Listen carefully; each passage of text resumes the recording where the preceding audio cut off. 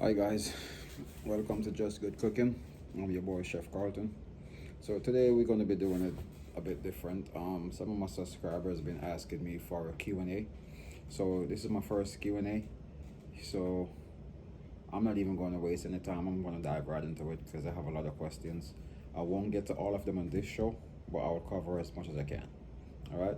See the first question is coming in, and it's from Zaire. Greetings, Chef. My name is Zaire Martin. I am 24 years old. I'm originally from Charlotte, North Carolina, but I currently reside in Orlando, Florida. My job title is a first cook, but my long-term goal is to open up my own restaurant. So, what advice would you give a young woman like myself who is just starting out in the culinary industry? All right. That's a good question. Um, Any advice I could give to females breaking in the culinary industry, it would be the same as the guys. It would be the same advice I give across the board. Walk before you run. Try and do the basic first before you try and master the harder stuff. Learn the basic of culinary. Learn basic techniques, learn your knife skills, learn cuts, various cuts, learn your spices, learn flavor profiling. Those little stuff goes a long way in the culinary industry. So learn the different kitchen methods, the difference between blanch, difference between broiling and boiling, difference between saute and deep frying. Learn those basic stuff and be on time. Be punctual. Show up when you're supposed to show up. Be dedicated to your job. And if it's not for you, it's just not for you. But if you show all those aspects of the industry that I listed earlier, and you on time when you show up, you will be successful in the culinary industry. Just learn the basic. A lot of people I see try to do all this fancy stuff, and they try to, yeah, I'm going to be the best chef ever, and then they don't know the basics. They try and focus on the hard stuff because they see something that looks good and say, okay, that looks nice, and they try to do it, but then they can't do the basic. They can't make boil rice. Learn how to boil rice. A lot of people don't know how to boil rice. I'm not taking no job at nobody. So, all right. So I'm just saying, learn the basics. So that's my best advice I could give to anybody just breaking out in the culinary industry. Learn the basics. Don't worry about those fancy pretty plate ups that you see on the internet. You will get there eventually. Don't worry about the knife skills that you see people doing like crazy chopping. You will get there. Just learn the basics. Learn how to hold a knife properly. Learn how to sharpen the knife. Learn different types of knife.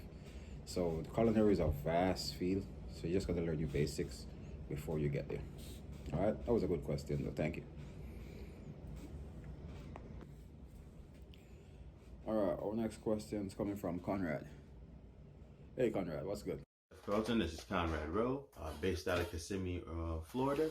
It's like I've worked with you a number of years. You've been a great resource and helped me while I've been trying to become better as a chef in my professional career. I was just wondering, who are some of the role models that you feel like have given the best impact to you and helping you become successful in your career and future endeavors? Thank you. And funny, you just asked that, Conrad. I work with you a while, and I've think I've been a huge part of your development and your success. But this is the thing with me. I wasn't a TV role model chef. Chefs on TV didn't inspire me. Mm-mm. Growing up, chefs on TV used to annoy me.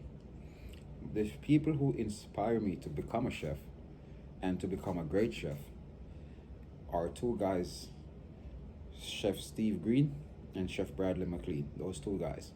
I used to work with those two guys in Hard Rock in the cafe back in Jamaica, and I was the dishwasher. I used to wash dishes, and those guys were on the line. Chef Steve was the actual chef, and Bradley was the kitchen supervisor. And those guys used to wear their heart on their sleeve. Those guys used to come in there, get the work done, good food, go out all the time, 100%. And I remember bringing dishes to the line and seeing those guys rocking it on the line and getting those good food out, those fireworks going off in the kitchen, and I'm like, damn, that looks cool. That's what I want to do. Those are the two guys that let me realize that, hey man, culinary and cooking and being a chef is actually a cool occupation. So, and the passion that they show for it was second to none. I've seen other guys do it, and it's just like, oh, I gotta come to work today, and they're doing it and they're getting it out. But when Brad and Mr. Green, Steve Green, is doing it, it's something to see, man. Like, I wish you guys could have seen those two guys in action, and you guys can. Those guys still cooking. Well, yeah, Chef Steve, shout out to you, man. Bradley, I was talking to Bradley the other day on the phone for like 2 hours, and he was like, "Man, I've see you come a long way. I'm proud of you." I'm like, "Bro, it's all up to you, man. I hold it all into you and you guys, man. You guys inspired me, man, and that's what I call inspiration." Bradley, Mr. Green, man. Shout out to you guys again, man. Hope you guys are staying safe, and hopefully someday again we could hook up and we all three of us could cook together and do something fancy. I don't know, maybe a cook off. I don't know.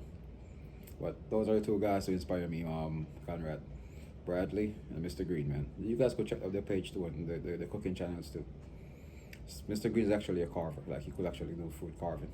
So I didn't venture into that realm of the industry yet. So see my next question coming in from Mr. Kuka. As an accomplished chef, what has been the biggest struggle in your career and how did you overcome it? My biggest challenge in the culinary industry, I have to say, was food allergies. Food allergies. Because food allergies hit the industry at a time when I was just breaking in the industry and was getting it. Like, I just come in the kitchen, get a good job, and I'm like, all right, so I'm a cook now, I'm not a chef here, but I'm a cook, and I'm getting there, and I'm getting there, and I'm getting there. And all of a sudden, one day, it was like 4 tickets come in, allergies, and everybody was like, oh, wow, what happened? Peanut allergy, shellfish allergy, dairy allergy, soy, peanuts, and everybody was like, what the hell? And nobody knew what to do. Everybody was like, so what contains peanut? What doesn't have peanut? What have soy? What doesn't have soy? Oh, everybody's reading labels and looking at stuff and telling people they can't have stuff, and I'm like, I'm pretty sure they could have it. But I wasn't the chef or the supervisor. I was a regular cook, so I wasn't going to say anything. So I said, all right, you guys said they can't have it, they can't have it. But it didn't sit right with me, so I went home and I did my research. I went online, I signed up in allergy classes, I took some allergy classes, get certified, start doing my own research, start reading labels, starting call buyers and manufacturers, say, hey, is this safe for us? Is that safe for this? Is that safe for this? Then I make a chart and a book. Actually wrote a book on allergies,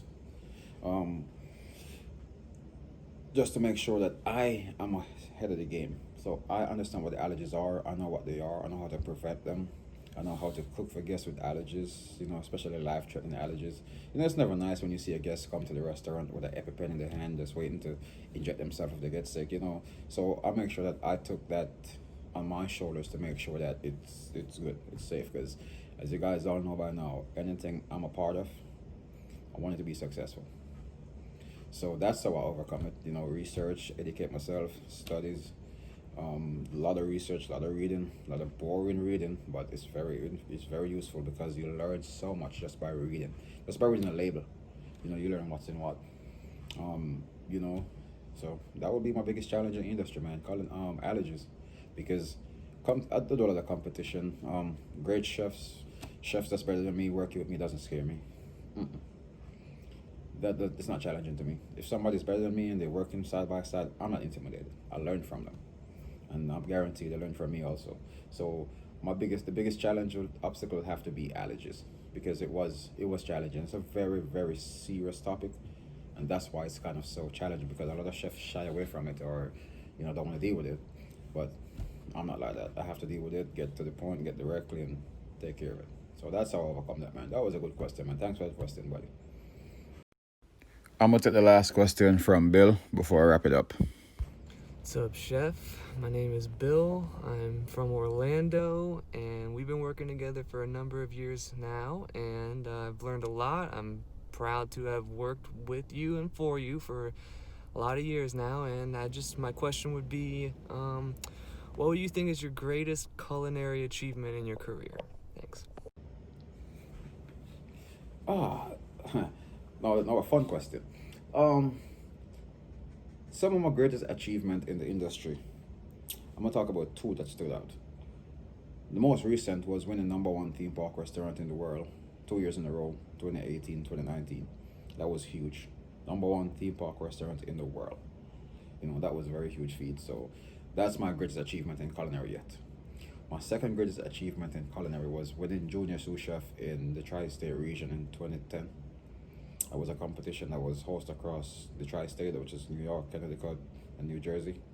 They narrowed it down to like 30-something chefs. I made the cut, narrowed down to 15. I made the cut, narrowed down to 5. I made the cut. Then I chose a winner from there, and I had made a grilled octopus dish. I'm pretty sure you guys see that floating around there somewhere, and that dish had took first place. So that's two of my greatest achievements. I just want to thank everyone who sent their questions in, and all the questions I haven't got to yet, I'll be getting to them on my next Q&A. So I just want to thank everybody for that. All my subscribers, thank you guys. Hope you guys are staying safe. Protect your loved ones, protect your family. Until you see me in the kitchen again, Chef Carlton saying peace out.